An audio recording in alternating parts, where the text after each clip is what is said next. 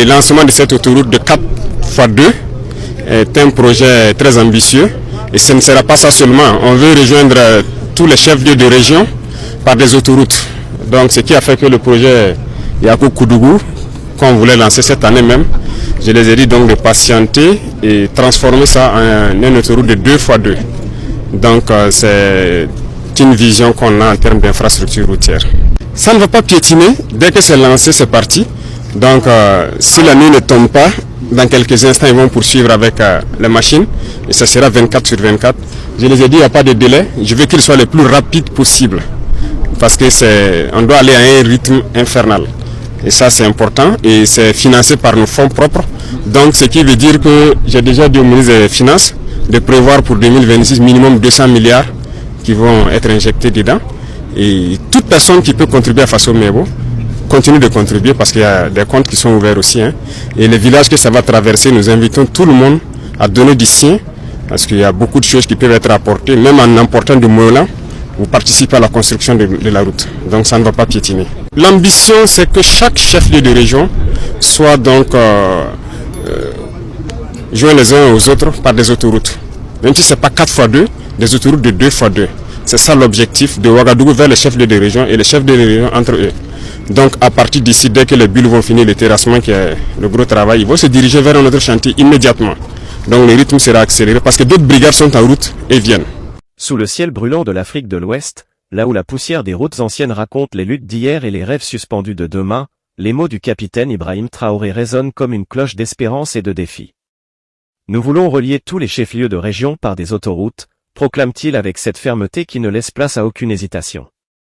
Chaque syllabe semble vibrer avec l'urgence d'un continent qui cherche à se relever de ses chaînes invisibles, à dépasser l'immobilisme et à construire une Afrique où la modernité n'est plus un luxe, mais un droit fondamental.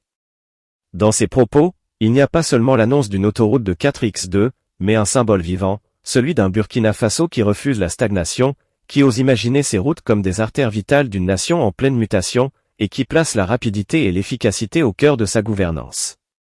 La métaphore est évidente, chaque kilomètre de bitume posé est un pas vers la liberté économique, sociale et politique. Le choix du financement par les fonds propres de l'État, loin d'être anodin, révèle une volonté farouche d'indépendance, un refus de dépendre de chaînes externes qui, trop souvent, ont façonné l'histoire africaine selon des intérêts étrangers. Dans ces lignes, Traoré engage une bataille silencieuse contre l'habitude de l'assistanat international et affirme que l'Afrique peut, doit et sait se construire par ses propres moyens. Cette idée se transforme en une figure de style vivante, presque poétique, l'État qui finance ses infrastructures devient un corps qui se muscle, une nation qui respire et qui trace son chemin avec ses propres bras. Chaque village traversé par ces nouvelles routes est invité à participer, même modestement, à ce chantier colossal. C'est un appel à la co-responsabilité, un rappel que l'unité ne se décrète pas, mais se construit, que le développement ne se reçoit pas, mais se partage. Dans ces villages, les habitants deviennent à la fois acteurs et témoins d'un processus historique, et leur contribution symbolique ou réelle rappelle la sagesse ancestrale africaine, seul on avance vite, ensemble on avance loin.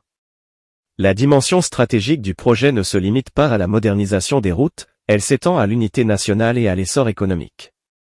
Relier Ouagadougou aux chefs-lieux régionaux, c'est relier des vies, faciliter l'accès aux services, renforcer la logistique et améliorer la circulation des idées et des biens.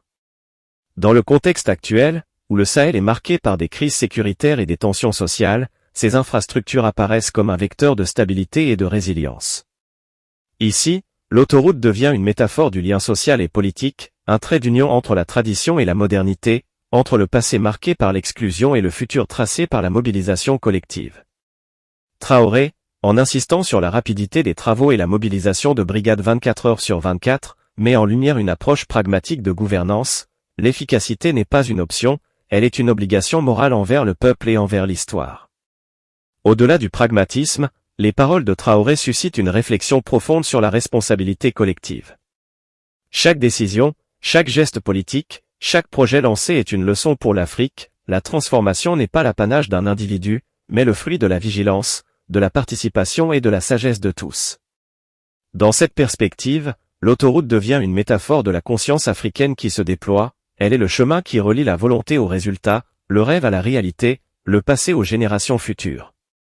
La voix qui émerge de ces propos n'est pas celle d'un dirigeant isolé, mais celle d'un continent qui s'éveille, qui ose interroger ses méthodes, ses habitudes et son rapport à la